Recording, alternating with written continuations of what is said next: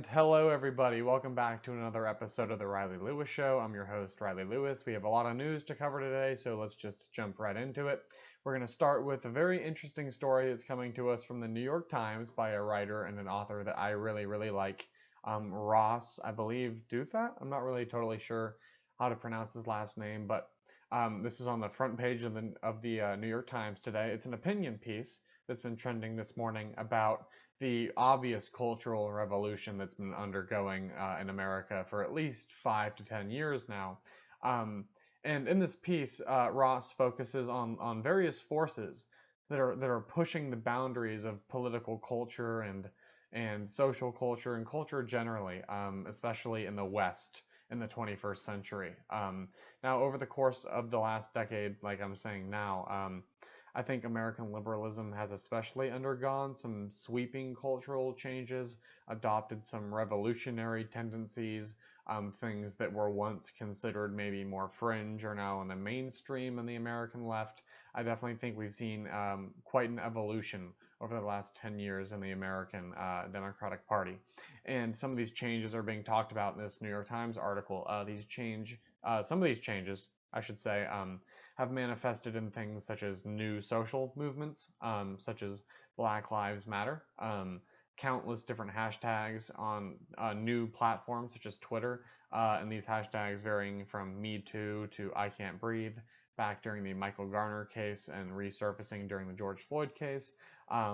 We have new internet personalities and new influencers and new actors that we haven't had ever before. We have everyone from trolls to social justice warriors, and completely new boundaries for our culture and what we consider mainstream and what we do not consider mainstream. By the way, for people who are not politicos, just to make that really clear, if you ever hear that term, the Overton window, what that means is the Overton window is describing basically what is permitted in mainstream politics and what is peripheral or fringe, or in another word, radical in American politics. And we've definitely seen the goalposts of the Overton window shift in different directions over the course of several decades, and also, between the two parties and also internally within each party. We've seen that window move around a lot. But that's sort of what I'm talking about. What is accepted in mainstream politics, what is not accepted. A clear example of this would be certain phrases, slurs, caricatures, certain things that were accepted maybe in 1900 are definitely not tolerated in 2020. That would be an example of the Overton window moving. We've shifted. And personally, I think that's in a much better direction, but that's just like a really clear example of what I mean when I say the Overton window.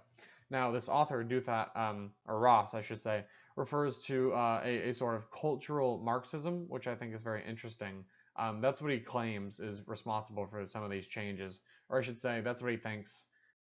Like when he explains the changes, he thinks that it's happening sort of in a Marxist sense. That change, I should say, because that word's obviously relative. And without being positional, this article does, to be fair, say that it's much easier to see and to feel, but it's incredibly difficult to define. But I think if you, for example, look at the last Democratic primaries we had for the presidential nomination, the fact that we have so many people who are arguing with each other instead of focusing on trying to get to the White House and get policy changed is really indicative of what's going on.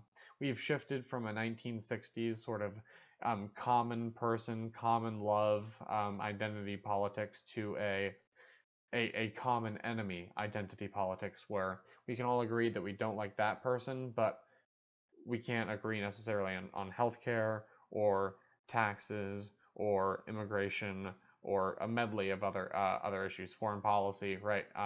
So it's really interesting what's going on though, and this current.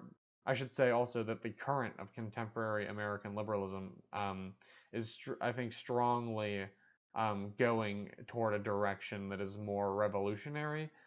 It's hard to say, and I may be wrong, but I have a feeling that this time in 5 years from now, Bernie Sanders will be much more, quote, electable than a Joe Biden. I think that's where the party is going. I may be wrong. You can also leave me a comment in the comment section down below, and please let me know. I really don't know. I just have a hunch. So please leave me some feedback. I'm really happy to hear what you guys have to say about this stuff.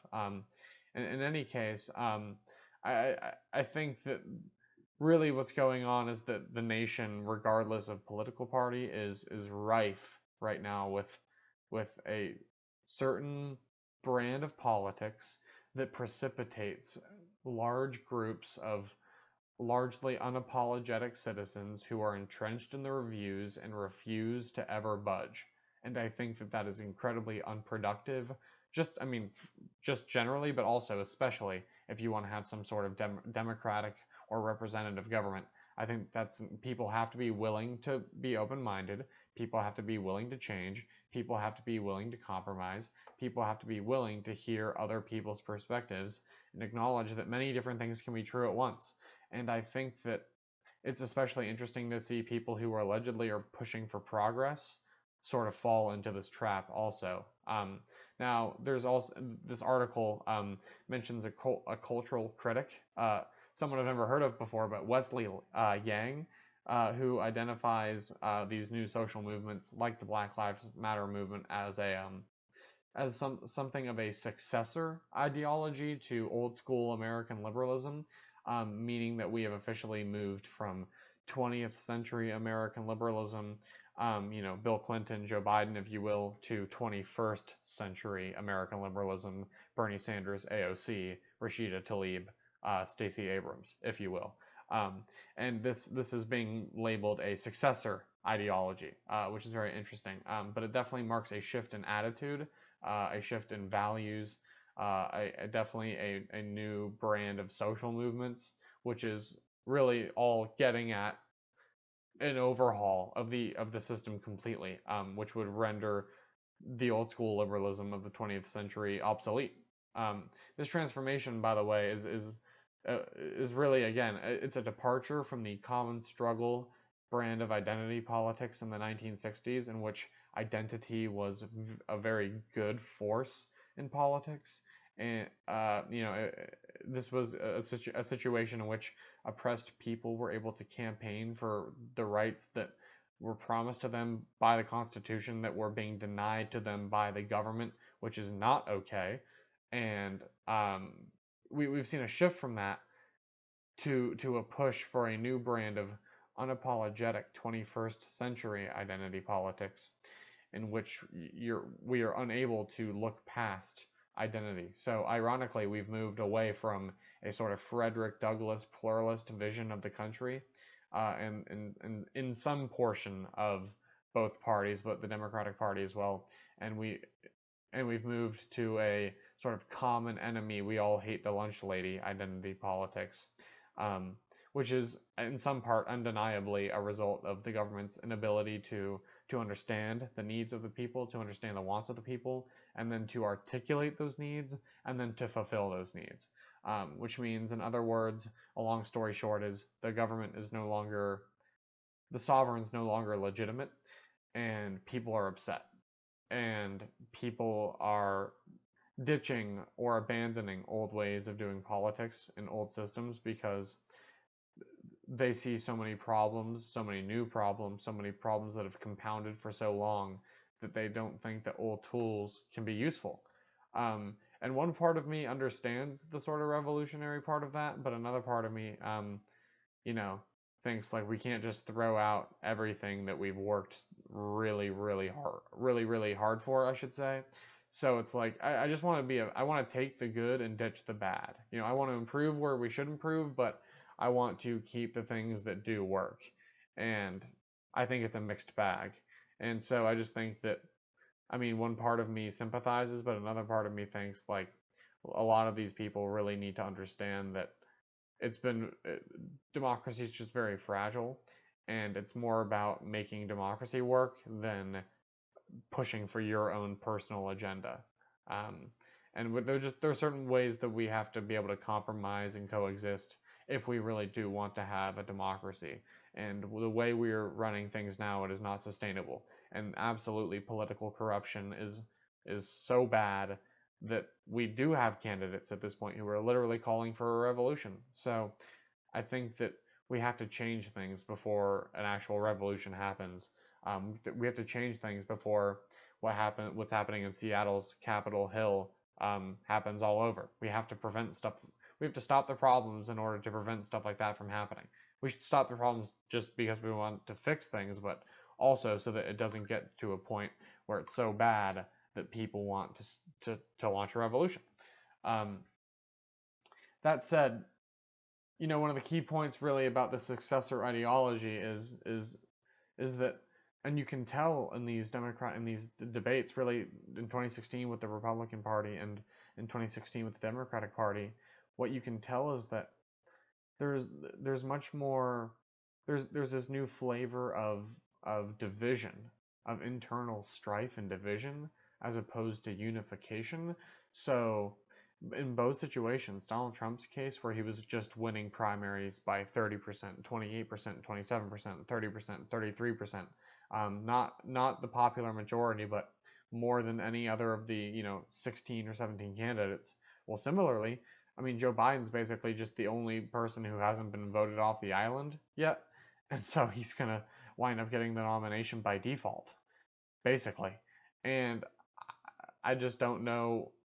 I just don't think that that is sustainable. But I also think the reason I don't think it's sustainable is because it's indicative of the fact that our largest political institutions, the Democratic and the Republican Party, are failing to articulate and meet the wants and the needs of their constituents and the American people writ large, writ small too. And I just think that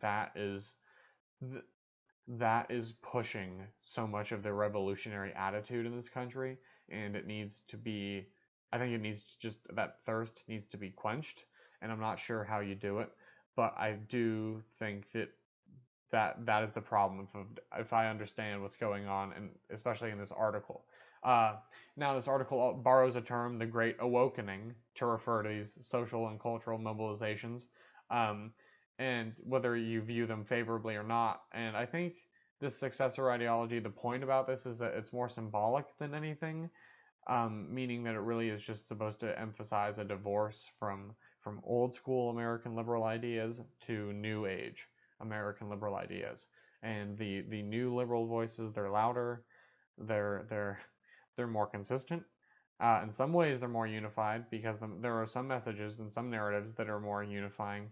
Um, there's more passion. There's less apologizing, and there's a lot of pushing. And I understand that, and I think that the push is good, but I think that the reason people are pushing is not good, meaning the fact that our government is not able to basically function in some ways at this point, the fact that in the last two presidential administrations, we've literally had a government shutdown is what is really scary to me. And I know that's what's pushing things, so it's just that because that's the reason, that's why I'm scared.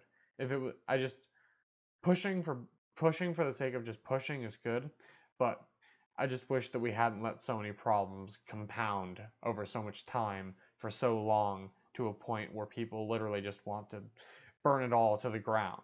And that's what some people in Seattle are literally doing. They're just burning it to the ground.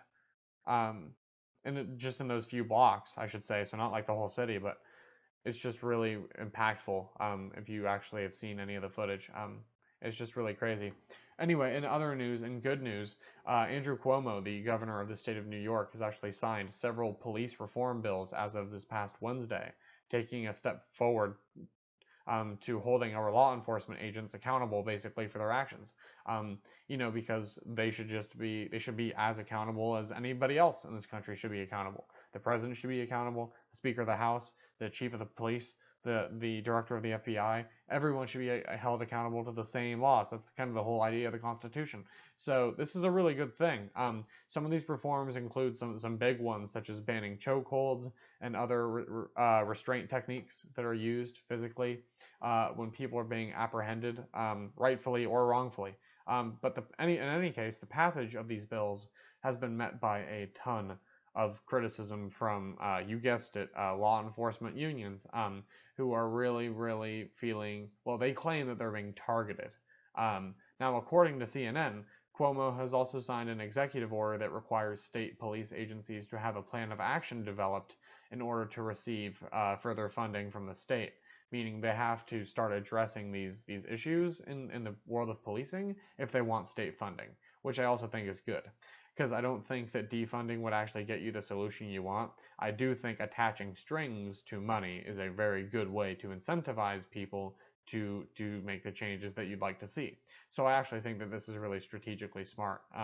As of Wednesday, this past Wednesday, Cuomo signed a total of 10 different policing bills into law, calling on all police departments in the state of New York to reflect on their own actions and how they can improve and how they can address the problem, whether it's in their department or in another department. And he also called on other states to do this, and I hope that other states follow. I think that, I think that you can take this too far, but I do think that funding police departments and then attaching strings to that funding, saying that it has to come with certain training and certain qualifications, that's just a quality check. That's just, and I think that's totally reasonable. I also think it's reasonable that regardless of all of the politicking part of that, again, anyone in this country should be held to the same standard as everybody else. That's what equality is. Equality before the law, regardless of whether or not you wear a badge. So I think that this is very good news. In any case, moving on, Cuomo did issue a few different statements at the signing of these bills on Wednesday, saying, quote, "The truth is the police reform is long overdue, and Mr. Floyd's murder is just the most recent murder," which is true. This is long overdue. In addition to the governor's statements, the New York State Senate Majority Leader, Andrea Stewart Cousins, said, that this is not a cure for the problem, but she did say that this is, quote, "a move to bring justice to a system that has long been unjust." Interesting. All of that said, I think that this is a great step because it allows us to move forward to living in a society in which officers, judges, everybody is held accountable to the same standards, truly reaching equality before the law. That's what, in honor of Mr. Floyd, in honor of the Constitution. I mean, that's what we should be always striving for. At the end of the day, everybody, the thing that should be winning is people's civil liberties, the Constitution. I mean, I know that it's a living, breathing document, but it also tells us a lot of good things, and it has a lot of really good things baked in there if they are enforced. So it's just about actually holding officers accountable. So I think that this is a very good step and a very good step toward progress, and I hope the outcome, the result of this is a safer, better future for everybody who lives here, because that's what I want, a nice, safe place to live. I just want a nice, safe place to live, and with minimal conflict, and we can work things out with our words, and I think that we can honestly get there. So I'm glad to see this. Moving on to our final story, talking about the 2020 election, because despite coronavirus, despite what's going on with police reform, this is still an election year, which means that people are going to have to make, for some people, an existential decision this November. Now, clearly it seems that, I would say that there has been a lot of interesting behavior recently from both Donald Trump, who's the incumbent, and from Joe Biden, who is at this point the presumed Democratic nominee, unless somebody contests him at the convention, which is possible. But unless somebody does that, Joe Biden's going to be the Democratic nominee for president, especially under the guise of electability. So at this point, we have Donald Trump running against Joe Biden, or I should say Joe Biden running against Donald Trump. And I really think that this is basically a rock in a hard place, or two hard places, or three hard places, or a rock and dynamite for voters as far as their decision. I mean, we were bummed in 2016 with our choices, but I think 2020 is going to be equally a bummer, if not even more so a bummer, as far as your main two options, the chicken or the fish. So I really don't know what to say, but I think for some voters the decision is already made. I think, for a third of the country they're going for Trump, a third of the country is definitely going for Joe Biden, and I think a lot of people are in the middle, or not, just in the in between, and they don't really know exactly who they want to vote for. And for those of us who don't really feel represented at all by either candidate, for those of us who don't really want either person equally for different reasons, uh, this election is emblematic of an existential crisis that threatens our democracy. I mean, really, I mean, we're seeing it in the Congress, we're seeing it in the courts. I mean, this government is becoming completely unable to articulate the needs of the people, which means that the sovereign is becoming illegitimate. Um, and Donald Trump, frankly, ran under the guise of draining the swamp and running against this government. So that was his moniker when he was running in 2016. So, and Bernie Sanders wants a revolution. So, I mean, this is coming from all different sides of the political spectrum in this country. I mean, people from all different political persuasions are being incredibly critical of this government and calling for revolutions of all sorts of different kinds. So I just think that really our democracy is in great danger. And looking at this election, I just feel so apathetic. It's sad, honestly. And I just think that the problem above all else is that the government that we abhor, that we just really can't trust, is the primary tool that we have to create the world in which we want to live. I mean, it's how we create policy, it's how we create change, it's how we govern. So we need a government to govern, but we don't trust the government. And I understand why so many people feel that way. And I understand that so many people probably really want to trust the government. And this is your government, people. It's diseased. I don't know what to tell you. But it needs to change. It's diseased. It's rotten to the core in a lot of ways, and I don't know what to tell people. I don't know how you fix it. I really wish I knew. But I just think that there's so much internal strife within our two main political parties that we literally just have candidates by default because no one else could muster enough. No one else could muster enough. No one else could be a bridge person between the old world and the new world and be popular enough to actually beat one of these people. And I just can't believe that 24 people couldn't beat Joe Biden and 18 different people couldn't beat Donald Trump. It's just fascinating. I don't really know what's going on. But in any case, I'm very concerned that 2020 might be just as important as 2016, if not much more important. And I feel far more apathetic than I did in 2016. That said, I want to end on a good note because there is a lot of other stuff going on, and I want to end with stuff like the police reform and with some of the new movements we're seeing. And just I think it's good that a lot of people are talking. I don't like that there are so many problems to talk about, but on a positive note, I do like that a lot of people are talking because I think that's important and that's really, really cool to see. And my hope for the future is that even more people are talking, and we can take positions sometimes, but I just want people to be able to feel like they can actually say what's on their mind, and that they can engage in their communities, and that they can voice their opinions. So I think that's where I want to end it. Thank you for listening to today's episode of The Riley Lewis Show. If you like my content and you want to support me, please hit that subscribe button down below. I would really appreciate it if you did. You can also like this video. You can also visit my Patreon page. There is a link in the description. You've been listening to The Riley Lewis Show.